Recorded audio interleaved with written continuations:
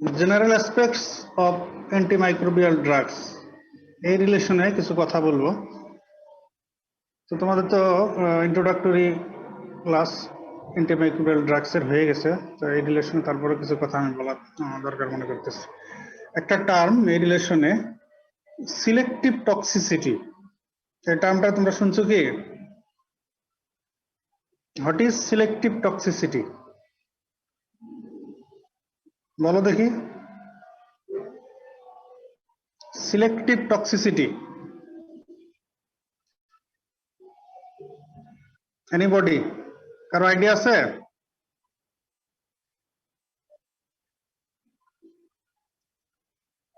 হ্যাঁ না তো বলবা।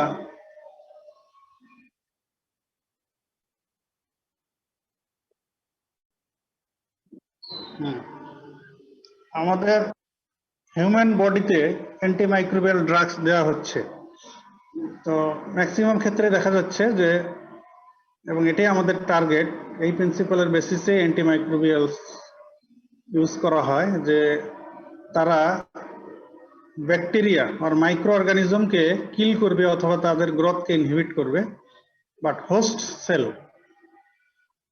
হিউম্যান সেল, এর জন্য কোনো হার্ম করবে না। This is selective toxicity, that is the phenomenon of killing or inhibiting growth of microorganisms without causing harm to the host. Phenomenon of killing or inhibiting growth of microorganisms without causing harm to the host. So antimicrobials should have this property of selective toxicity. Antimicrobials এই property থাকতে হবে যে selectively toxic হবে, selective toxicity show করবে for the মাইক্রোঅর্গানিজমস only, toxic for microorganism but safe for human sell or host cell. তাহলে selective toxicity যে অ্যান্টিমাইক্রোবিয়ালের যত বেশি, সে তত ভালো না খারাপ? More the selective toxicity, more the safety of the antimicrobial or antibiotic. More the selective toxicity, more the safety.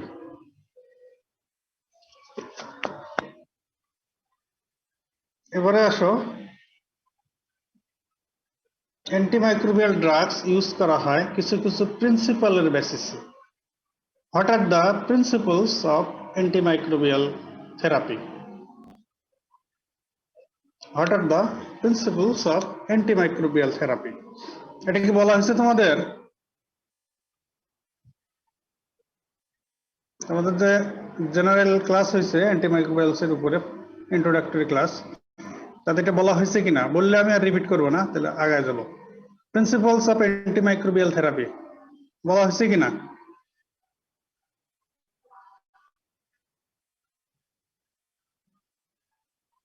কি কথা বলো? প্রিন্সিপলস অফ অ্যান্টিমাইক্রোবিয়াল থেরাপি বলা হয়েছে কিনা? না স্যার, হয় নাই স্যার।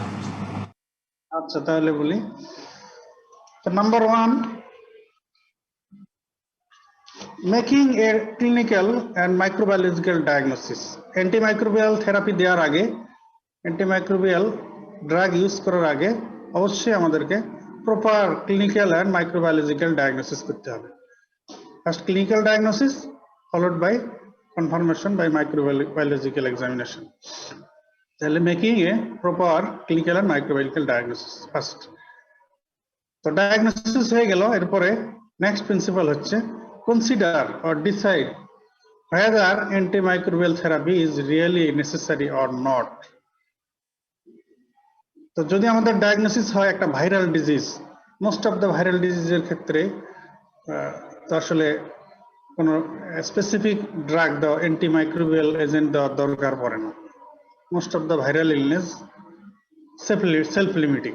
তাহলে ডায়াগনোসিস আমরা করলাম, এখন আমরা ডিসাইড করবো whether antimicrobial drug is really necessary or not. তো যদি আমরা মনে করি হ্যাঁ যে তার অ্যান্টিমাইক্রোবিয়াল ড্রাগ দেওয়া দরকার, সেই ক্ষেত্রে এখন আমরা proper selection of the antimicrobial drug, proper selection করব কোন কোন বেসিসে? যে স্পেসিফিসিটি কনসিডার করতে হবে, কোন অর্গানিজমের জন্য কোন antimicrobial drug effective. Specific antibiotic অনেক আছে, আবার মাইক্রো অর্গানিজমও অনেক আছে, ব্যাকটেরিয়া অনেক আছে। তো কাজে কোন ব্যাকটেরিয়ার জন্য কোন অ্যান্টিবায়োটিক মোস্ট ইফেক্টিভ সেই নলেজ থাকতে হবে। সেই নলেজের বেসিসে আমাদেরকে অ্যান্টিবায়োটিক সিলেকশন করতে হবে, অ্যান্টিমাইক্রোবিয়াল সিলেক্ট করতে হবে। Proper selection of the best antimicrobial drug. Number 1 কথা হলো এর মধ্যে স্পেসিফিসিটি, স্পেসিফিক হইতে হবে। এখানে কনসিডার করতে হবে pharmacokinetic factors of the patient. আমরা ড্রাগ অ্যান্টিবায়োটিক দিলাম, কিন্তু এর যে ফার্মাকোকাইনেটিক প্রোফাইল সেই অনুযায়ী যদি দেখা যায় যে আমরা যেভাবে দিচ্ছি সেভাবে দিলে এটা ব্লাডে প্লাজমাতে অ্যাডিকুয়েট কনসেন্ট্রেশন অ্যাচিভ করতে পারবে না, টার্গেট সাইটে অ্যাডিকুয়েট কনসেন্ট্রেশন অ্যাচিভ হবে না, তাহলে এর এফিকেসিও শো করতে পারবে না। এটা আমাদের কনসিডার করতে হবে ফার্মাকোকাইনেটিক। যেমন আমরা অ্যামাইনোগ্লাইকোসাইডস বলেছি, তো অ্যামাইনোগ্লাইকোসাইডস যদি ওরালি দেওয়া হয়, এটা highly water soluble, less or not lipid soluble. Orally দিলে কিন্তু এটা অ্যাবজর্পশন একদমই হবে না।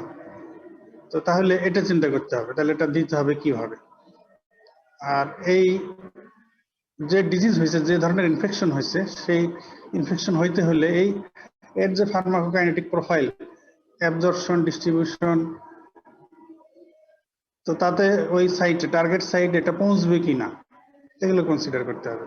তাহলে এইভাবে ড্রাগ সিলেকশন করতে হবে। Administration of the antimicrobial drugs in appropriate route, in adequate dose and at proper interval and for adequate duration. Antimicrobial দেওয়া হলো, কিন্তু এটা যদি অ্যাপ্রোপ্রিয়েট রুটে দেওয়া না হয়, এই যে এখন অ্যামিনোগ্লাইকোসাইডের কথা বললাম, তো যদি ওরালি দেওয়া হয় তাহলে তো এটা অ্যাবজর্পশন হবে না, এটা কনসেন্ট্রেশন অ্যাচিভ হবে না, এটার এফিকেসিও শো করতে পারবে না। এই যে অ্যাপ্রোপ্রিয়েট রুটে দিতে হবে, অ্যাডিকুয়েট ডোজ হতে হবে। ডোজ যদি অ্যাডিকুয়েট না হয় তাহলে ড্রাগ অ্যাডমিনিস্ট্রেশন করেও এটার কোনো এফিকেসি পাওয়া যাবে না। আর এটা যে কনসেন্ট্রেশন মেনটেন করতে হবে প্লাজমাতে, সেই কনসেন্ট্রেশন মেনটেন করতে গেলে যতক্ষণ পর পর এটা দেওয়া দরকার, অ্যাট প্রপার ইন্টারভ্যাল, সেটাও মেনটেন করতে হবে। আবার যতদিন দিলে এটা ইফেক্টিভলি ওই মাইক্রো অর্গানিজমকে, প্যাথোজেনকে ইরাডিকেট করতে পারবে, ততদিন পর্যন্ত আবার দিতে হবে ফর অ্যাডিকুয়েট ডিউরেশন। তাহলে administration of the drug in appropriate route, in adequate dose, at proper interval and for adequate duration. Antimicrobial therapy দিলে কিছু অ্যাডজাঙ্ক মেজার লাগতে পারে। কিছু কিছু ইনফেকশনের ট্রিটমেন্ট করতে গেলে অ্যান্টিমাইক্রোবিয়ালকে, মাইক্রো অর্গানিজমকে ওই টার্গেট সাইটে পৌঁছাইতে গেলে অনেক সময় কিছু ব্যারিয়ার থাকতে পারে। যেমন সাপুরেটিভ লেশনের ক্ষেত্রে, অ্যাবসেসের ক্ষেত্রে পাস এটা একটা ব্যারিয়ার। কোথাও কোথাও ফরেন বডি থাকতে পারে, যেমন রোড ট্রাফিক অ্যাক্সিডেন্টের পরে ফরেন বডি কন্টামিনেশন হয়ে থাকতে পারে। ফরেন বডি রিমুভ না করা হলে বা সাপুরেটিভ লেশনের ক্ষেত্রে, অ্যাবসেসের ক্ষেত্রে পাস ড্রেন না করতে পারলে তাহলে কিন্তু অ্যান্টিবায়োটিক ভালোভাবে পৌঁছবে না এবং ভালোভাবে কাজ করতে পারবে না। তাহলে remove the barriers two cure, cure হতে যে সব ব্যারিয়ার হতে পারে এগুলোকে রিমুভ করতে হবে। এজন্য অ্যাবসেস হলে, সাপোর্টেটিভ লেশন হলে incision and drainage, removal of pus এটা করতে হবে। ফরেন বডি থাকলে ফরেন বডি রিমুভ করতে হবে। তো অনেক সময় সিরিয়াস ইনফেকশন, যে এত সিরিয়াস ইনফেকশন যেমন মেনিনজাইটিস, নিউমোনিয়া, সেপ্টিসেমিয়া, তো এইসব ক্ষেত্রে যদিও আমাদের কথা হচ্ছে যে proper clinical and microbiological diagnosis, আগে ক্লিনিক্যাল ডায়াগনোসিস করে মাইক্রোবায়োলজি করে, মাইক্রোস্কোপি, কালচার এগুলো করে, সেন্সিটিভিটি টেস্ট এগুলো করে আমাদেরকে অ্যান্টিবায়োটিক দেওয়ার কথা। কিন্তু সিরিয়াস ইনফেকশনের ক্ষেত্রে একটু ডিলে করা মানে পেশেন্টের জন্য এটা লাইফ থ্রেটেনিং। তো এই জন্য সিরিয়াস ইনফেকশনের ক্ষেত্রে initially empirically, blindly broad spectrum antibiotic আমাদেরকে স্টার্ট করতে হবে। এটাকে বলা হয় start smart. Smartly initially antibiotic, যেটা ব্রড স্পেকট্রাম, যে ডিজিজ আমরা মনে করতেছি এটাকে কাভার করবে এই ধরনের ব্রড স্পেকট্রাম অ্যান্টিবায়োটিক, যেসব অর্গানিজমের কারণে এই ডিজিজ হতে পারে আমাদের ধারণা, এবং এটাকে কভার করতে পারে এরকম broad spectrum antibiotic initially start করতে হবে, এটাতে কোনো ডিলে করা যাবে না। এবং সিরিয়াস ইনফেকশনে কমনলি প্যারেন্টারাল অ্যান্টিবায়োটিক দেওয়া লাগে সিরিয়াস যদি হয়। এরপরে আমরা অ্যান্টিবায়োটিক স্টার্ট করে দিলাম এমপিরিক্যালি ব্রড স্পেকট্রাম অ্যান্টিবায়োটিক আমাদের গেজ অনুযায়ী, এটাকে বলে বেস্ট গেজ থেরাপি। যেমন নিউমোনিয়া হয়ে গেছে ক্লিনিক্যালি, আমরা এখন স্পুটাম কালেকশন করে স্যাম্পল কালেকশন করে আমরা কনফার্মেশনের জন্য মাইক্রোবায়োলজিক্যাল টেস্টের জন্য পাঠিয়ে দিলাম, আর স্মার্টলি আমরা স্টার্ট করলাম ব্রড স্পেকট্রাম অ্যান্টিবায়োটিক। যে কমনলি নিউমোনিয়া কি কি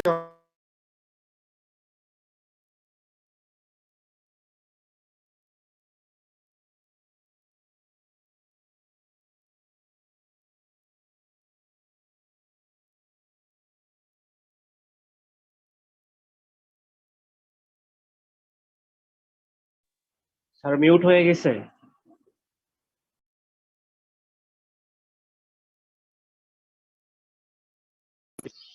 এটার রিপোর্ট এসে যাবে, তো তখন সেই অনুযায়ী আমরা প্রয়োজনে আমাদের থেরাপি আর ড্রাগ এটাকে মডিফাই করতে পারবো বা চেঞ্জ করতে পারবো।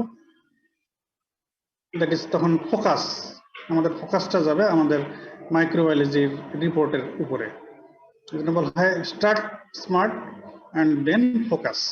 আমরা স্মার্টলি ইনিশিয়ালি স্টার্ট করে দেবো broad spectrum antibiotic empirically, that is best guess therapy.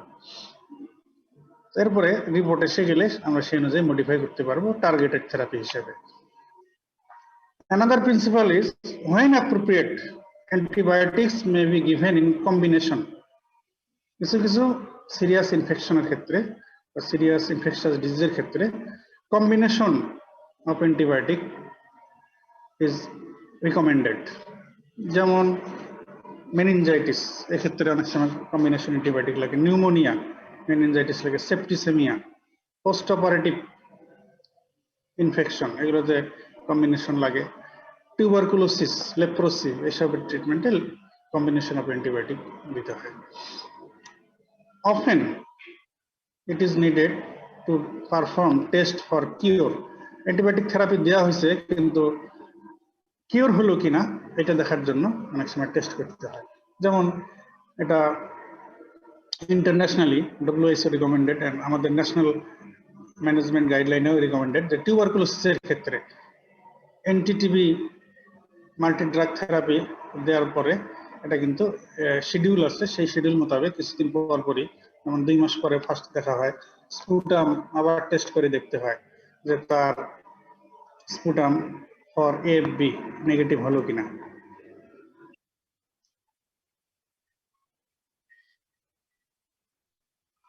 When appropriate, prophylactic therapy দিতে হয়।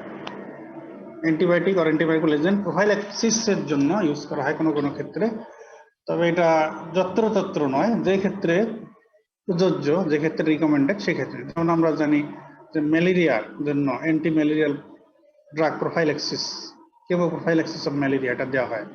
রিউম্যাটিক ফিভার প্রোফাইল্যাক্সিস করা হয় পেনিসিলিন দিয়ে। আর কখনো কখনো it is recommended to give treatment of carriers, যারা পেশেন্ট না কিন্তু ক্যারিয়ার, কিন্তু সেই ক্যারিয়ার থেকে আবার অন্যের হওয়ার রিস্ক খুব বেশি আছে, এবং সেই ইনফেকশন আর ডিজিজটা যদি খুব সিরিয়াস হয় সেক্ষেত্রে কখনো ক্যারিয়ারকেও ট্রিটমেন্ট করতে হয়। ক্যারিয়ারের জন্য অ্যান্টিমাইক্রোবিয়াল ড্রাগ প্রেসক্রাইব করা হয়, এটা আনাদার প্রিন্সিপাল।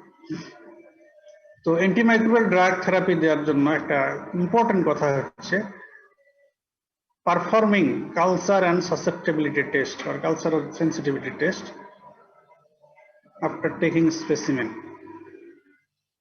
তো যদি সিরিয়াস ইনফেকশন হয়, অ্যান্টিবায়োটিক থেরাপি দিতে ডিলে করা সম্ভব না হয়, তাহলে ইনিশিয়ালি আমরা দিয়ে দেবো ঠিকই, কিন্তু স্যাম্পল কালেকশন করে আমরা অ্যান্টিবায়োটিক স্টার্ট করে দেবো ব্রড স্পেকট্রাম, পরে আবার রিপোর্ট অনুযায়ী এটাকে মডিফাই করা যেতে পারে।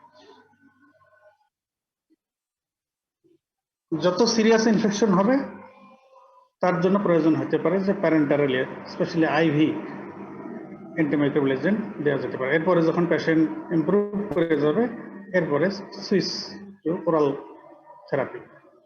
যেমন যেমন মেনিনজাইটিস, সেপ্টিসেমিয়া, নিউমোনিয়া, এগুলো হচ্ছে এরকম সিরিয়াস ইনফেকশন, যে ক্ষেত্রে প্রায় আইভি আর প্যারেন্টারাল অ্যান্টিবায়োটিক দিতে হয়, পরে ইমপ্রুভ করে এগুলো ওরাল থেরাপিতে সুইচ করা যায়। These are the principles of antimicrobial therapy. এটা তোমাদের রিটেনে কোশ্চেন আসতে পারে, ভাইভাতে ফেস করতে হতে পারে, তো তোমাদের রিটেনের জন্য এই কোশ্চেনটা প্রিপেয়ার করে নেবে যে write down the principles of antimicrobial therapy. এরকমই আরেকটা কোশ্চেন, মানে এই প্রিন্সিপলস এর বেসিসে আবার আরেকটা কোশ্চেন, সেটাও রিটেনের জন্য আসতে পারে, ভাইভাতে ধরা হতে পারে। What are the causes of failure of antimicrobial therapy? What are the causes of failure of antimicrobial therapy? তো causes of failure of antimicrobial therapy এর কোশ্চেনের আনসারটা আসলে মূলত এই এতক্ষণ যে আমরা বললাম প্রিন্সিপলস অফ অ্যান্টিমাইক্রোবিয়াল থেরাপি, ওইটার বেসিসে, মানে প্রিন্সিপাল গুলো যদি আমরা ফলো করতে ফেল করি তাহলে আমাদের অ্যান্টিমাইক্রোবিয়াল থেরাপিও ফেল করতে পারে। তাহলে একটা প্রিন্সিপাল আমরা বলছিলাম proper clinical and microbiological diagnosis, তো এখানে যদি আমরা ফেল করি তাহলে আমাদের অ্যান্টিমাইক্রোবিয়াল থেরাপি ফেল করতে পারে। তাহলে ফেইলিউর অফ অ্যান্টিমাইক্রোবিয়াল থেরাপির নাম্বার 1 কজ হচ্ছে improper clinical and microbiological diagnosis. Improper clinical and microbiological diagnosis. Next, improper selection of antimicrobial agent. Diagnosis আমাদের ঠিক আছে, কিন্তু অ্যান্টিবায়োটিক সিলেকশন যদি আমাদের ঠিক না হয় তাহলে আমাদের থেরাপি ফেল করবে। তাহলে improper selection of antimicrobial agent. Drug selection ঠিক আছে, কিন্তু dosing regimen, dosing schedule, duration, এগুলো যদি আবার ঠিক না হয় তাহলে inadequate dose, inadequate interval dosing and inadequate duration. যদি আমাদের ডোজ অ্যাডিকুয়েট না হয়, ইনঅ্যাডিকুয়েট হয়, ইন্টারভ্যাল মেইনটেইন যেটা যেরকম করার কথা সেটা যদি না হয়, আর যতদিন দেওয়ার কথা ডিউরেশন, এটাও যদি ইনঅ্যাডিকুয়েট হয় তাহলে আমাদের অ্যান্টিমাইক্রোবিয়াল থেরাপি ফেল করতে পারে। অ্যাপ্রোপ্রিয়েট রুটে যদি দেওয়া না হয়, যে রুটে যে অ্যান্টিবায়োটিক দিলে এটা ইফেক্টিভ, সেই রুটে যদি আমরা ইউজ না করে, যে রুটে তেমন ইফেক্টিভ না সেই রুটে দেওয়া হয় তাহলে আমাদের থেরাপি ফেল করতে পারে। Patient factor, patient pharmacokinetic profile, এই কারণেও ফেল করতে পারে। যেমন কিছু কিছু ডিজিজের কারণে পেশেন্টের, যেমন জি ট্র্যাক্টের ইন্টেস্টিনাল ম্যালাবজর্পশন সিনড্রোম, এই ধরনের কোনো প্রবলেম থাকলে তো তাকে যদি যেসব ওরাল রুটে দিলে জি ট্র্যাক্টের অ্যাবজর্পশন হয়, তো তার অ্যাবজর্পশন হ্যাম্পার হয়ে যাওয়ার কারণে তো এই ড্রাগের আমরা এফিকেসি কনসেন্ট্রেশন পাবো না, এই কারণে এফিকেসি নাও পেতে পারি। Failure of the drug to reach the target site, যেখানে পৌঁছতে হবে ড্রাগটাকে কাজ করতে হলে, যেখানে আমাদের টার্গেট, যেটা আমাদের টার্গেট সাইট, যেখানে আমরা ইফেক্ট চাচ্ছি, সেখানে যদি পৌঁছতে না পারে ড্রাগ কোনো ব্যারিয়ারের কারণে, তাহলেও আমাদের থেরাপি ফেল করতে পারে। এটা আমরা বলেছি আগে যে ব্যারিয়ার মধ্যে যেমন সাপুরেটিভ লেশন, অ্যাবসেসের ক্ষেত্রে পাস একটা ব্যারিয়ার, কন্টামিনেটেড লেশনের ক্ষেত্রে foreign body contamination, road traffic accident, এইসব ক্ষেত্রে ফরেন বডি থাকলে এটা একটা ব্যারিয়ার। এছাড়া ইনফেক্টিভ এন্ডোকার্ডাইটিসের ক্ষেত্রে তোমরা হয়তো প্যাথোলজি মাইক্রোবায়োলজিতে পড়ে আসতে পারো, ইনফেক্টিভ এন্ডোকার্ডাইটিসে পেশেন্টের হার্টের এন্ডোকার্ডিয়ামে ভালভ লেভেলে এক ধরনের লেশন হয় যেটাকে বলে ভেজিটেশন। এই ভেজিটেশনও কিন্তু একটা ব্যারিয়ার। ভেজিটেশন পাওয়া গেলে এই ভেজিটেশন ট্রেভার্স করে অ্যান্টিবায়োটিক ভালো মতো পৌঁছতে পারে না টার্গেট সাইডে। এই জন্য অনেক ক্ষেত্রে কিন্তু কার্ডিয়াক সার্জারি করেও ভেজিটেশন কারো কারো ক্ষেত্রে রিমুভ করার প্রয়োজন হয়। তাহলে এগুলো হচ্ছে ব্যারিয়ার। এই ব্যারিয়ার গুলো যদি আমরা ঠিক মতো রিমুভ করতে না পারি তাহলে আমরা অ্যান্টিমাইক্রোবিয়াল থেরাপি দিলাম ঠিকই, কিন্তু টার্গেট সাইডে পৌঁছতে পারলো না ব্যারিয়ারের কারণে, এই কারণে আমাদের থেরাপি ফেল করতে পারে। অ্যাবসেস যদি হয়, এক্ষেত্রে যদি আমরা শুধু অ্যান্টিবায়োটিকই দেই, অ্যাবসেস ড্রেইন না করি, মানে failure to perform surgical procedure which is needed. Abscess ট্রিটমেন্টের নাম্বার 1 কথা হচ্ছে incision and drainage of pass, মানে এই সার্জিক্যাল প্রসিডিউর করে পাশাপাশি আমরা অ্যান্টিবায়োটিক দিয়ে দেবো, তাহলে অ্যাবসেস হিল হয়ে যাবে।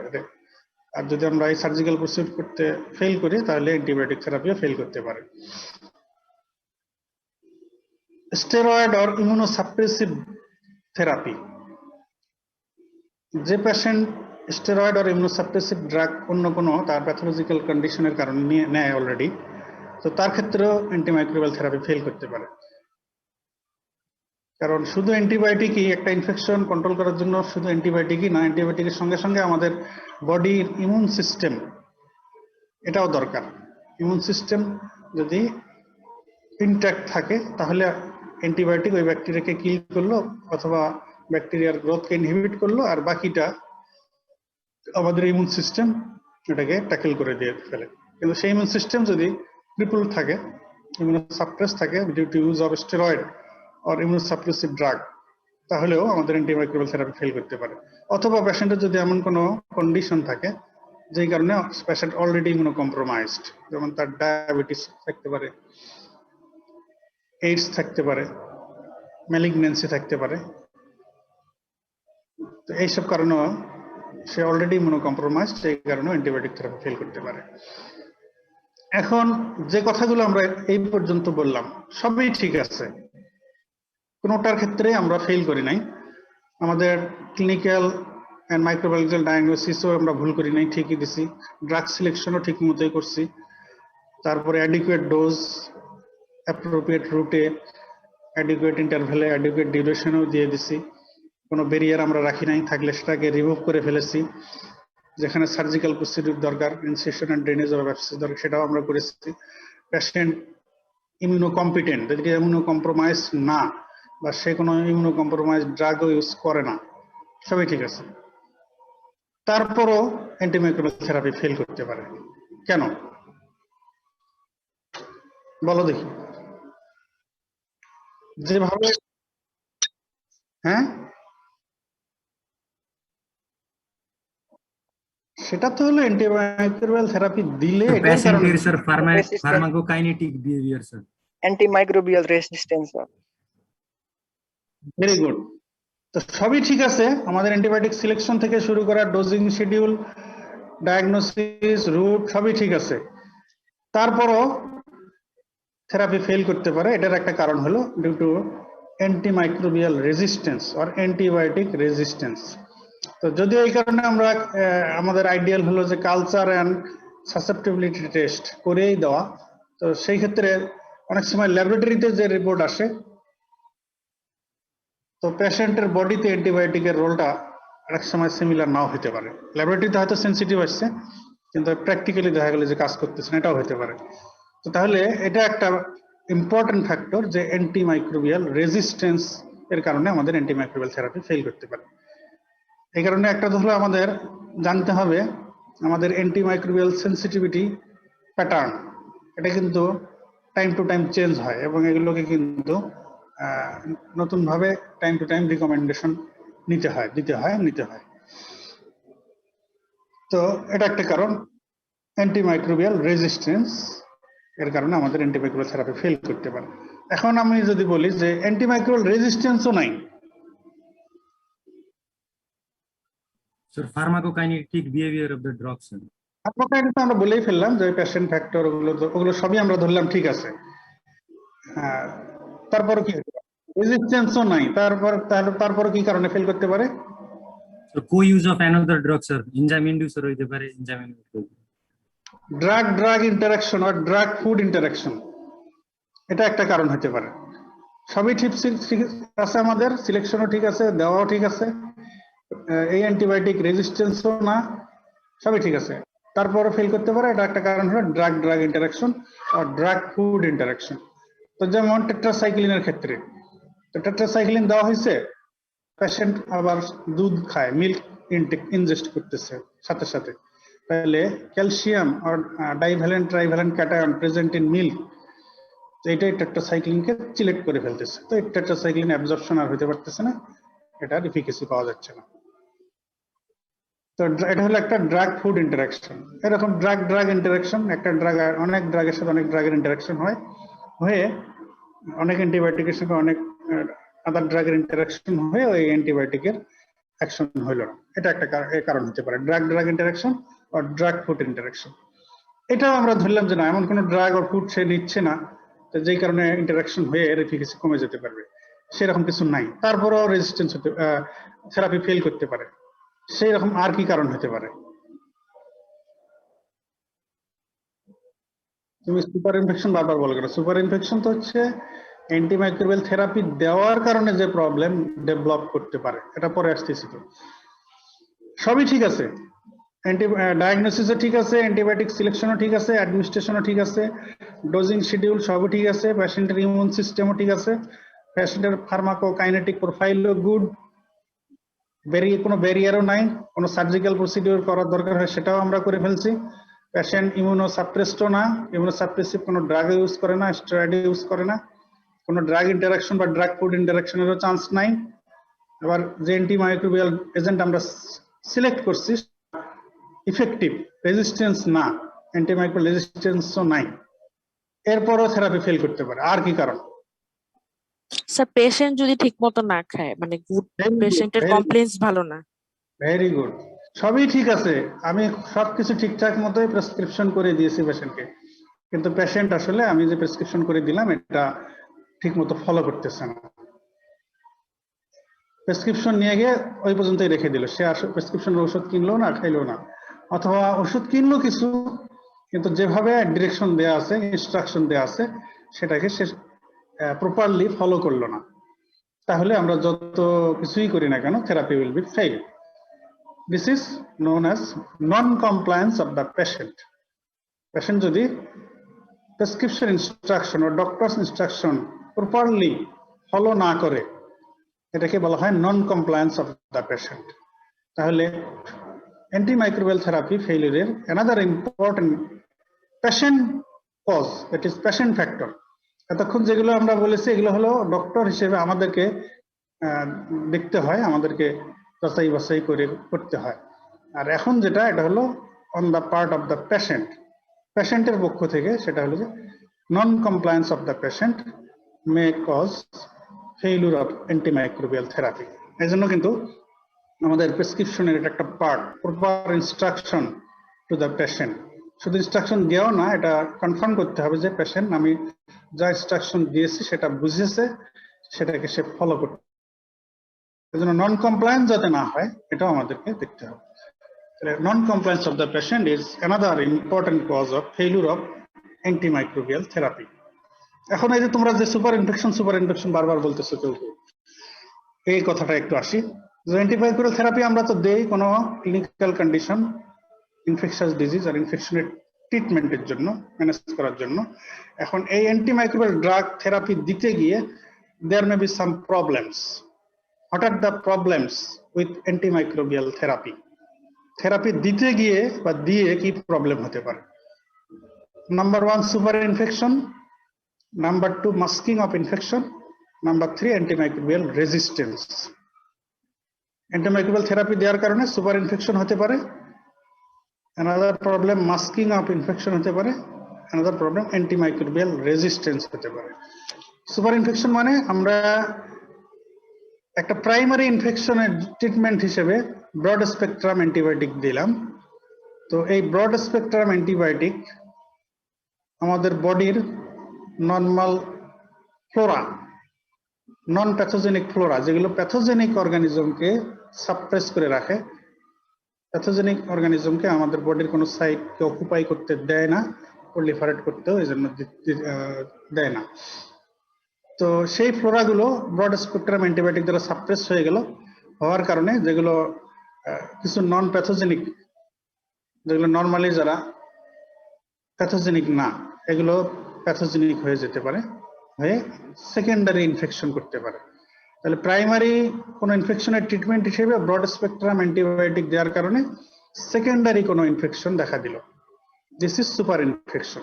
এগুলো সাধারণত ব্রড স্পেকট্রাম অ্যান্টিবায়োটিক দেওয়া হয়, যেমন penicillin, amoxicillin, ampicillin, cephalosporin, tetracycline, এগুলো দিয়ে হয়।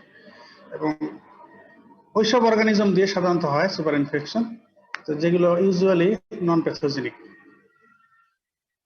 যেমন Candida albicans, Pseudomonas, Proteus, Clostridium difficile, Staphylococcus epidermidis, এইসব অর্গানিজম দিয়ে সাধারণত সুপার ইনফেকশন হয়। Candida albicans, Pseudomonas, Proteus, Clostridium difficile, Staphylococcus epidermidis. আর যেসব অ্যান্টিবায়োটিক দিয়ে কমনলি সুপার ইনফেকশন হয় সেগুলো ampicillin, amoxicillin, tetracycline, chloramphenicol, cephalosporins, especially third generation cephalosporins. এই সুপার ইনফেকশনের মধ্যে একটা সুপার ইনফেকশন অনেক সময় পরীক্ষায় জানতে চাওয়া হয় যে ক্লোস্ট্রিডিয়াম ডিফিসিল এই অর্গানিজম দিয়ে যে সুপার ইনফেকশন হয়, সাধারণত অ্যামোক্সিসিলিন, এমপিসিলিন থেরাপি দেওয়ার পরে, ক্লিন্ডামাইসিন দেওয়ার পরে অথবা ইনজেক্টেবল সেফালোস্পোরিন দিয়ে ট্রিটমেন্ট দিলে এটার কারণে সেকেন্ডারি ইনফেকশন, সুপার ইনফেকশন হতে পারে। তো সেটা হলো ক্লোস্ট্রিডিয়াম ডিফিসিল দিয়ে, এটা দিয়ে এটার কারণে ডায়রিয়া, অ্যাকিউট আলসারেটিভ কোলাইটিস থেকে শুরু করে একদম রেকটাল ব্লিডিং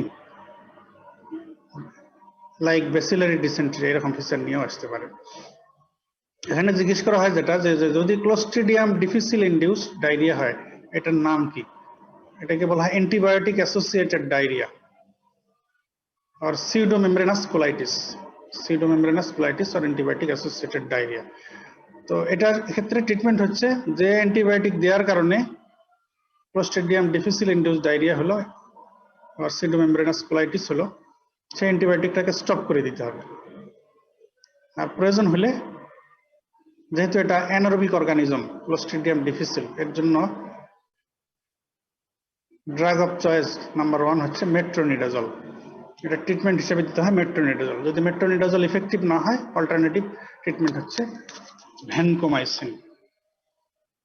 এটা কিন্তু যদিও সামান্য কথা, এটা অনেক সময় পরীক্ষায় জানতে চায়। সুপার ইনফেকশন জিজ্ঞেস করলেই কি কি অর্গানিজম দিয়ে হয়, যখন জিজ্ঞেস করা হয় কোন কোন অ্যান্টিবায়োটিক দিয়ে সুপার ইনফেকশন হয়, জিজ্ঞেস করার পরে এই প্রশ্ন আসলে বলা হয় যে ক্লোস্ট্রিডিয়াম ডিফিসিল ইনডিউসড ডায়রিয়া বা অ্যান্টিবায়োটিক অ্যাসোসিয়েটেড ডায়রিয়া বা pseudomembranous colitis এটা হয়ে গেলে ট্রিটমেন্ট কি? ট্রিটমেন্ট হলো discontinuation of the offending antibiotic, then administration of metronidazole or if needed alternative antibiotic vancomycin।